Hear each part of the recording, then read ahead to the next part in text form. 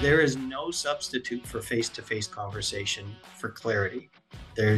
You can't misinterpret a tone in an email when you're talking live. When you're talking live, and if you ask me a question, I give you an answer. Now it makes you think of two more questions. How much more efficient is talking than typing or texting? What about trends then? So like, you and I were talking. So your company was actually leasing additional office space. Yeah. Let's talk for a second about work from home versus return to office. Again, it depends on what your business is. We're a law firm. We work in teams all day, every day.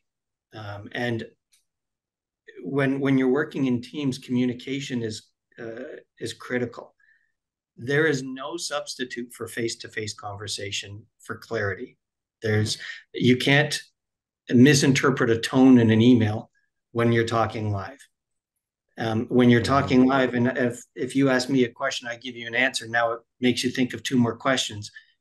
How much more efficient is talking than typing or texting?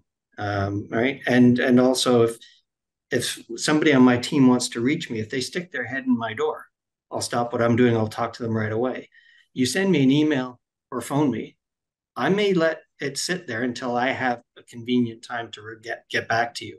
And if a client's hair is on fire and they need an answer right away and someone needs input from me on it, and I don't know what the situation is, we're now doing our client a disservice because we're not providing the service that we normally provide. So in our business, because of what we do, and mentoring is a very big thing of what we do. So we have junior lawyers, mid-level lawyers, partners.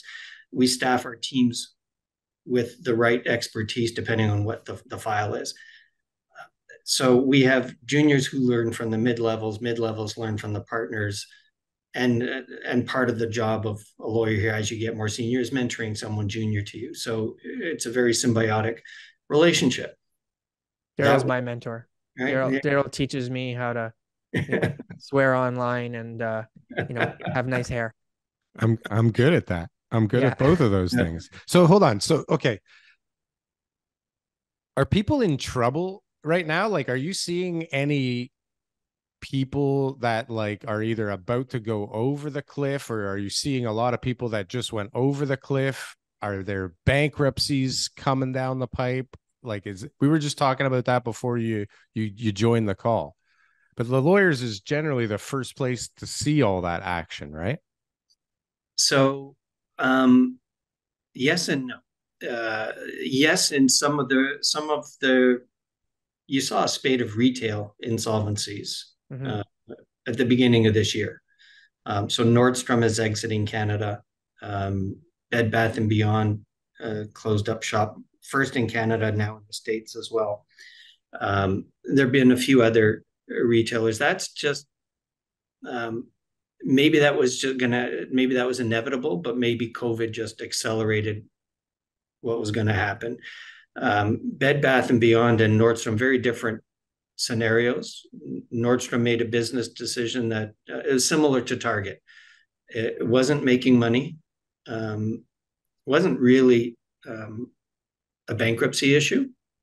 It was just not generating revenue. And if the American parent didn't keep funding the Canadian sub, who knows how long it was going to take the Canadian business to become profitable. But they weren't prepared to keep losing money on Canada for the foreseeable future.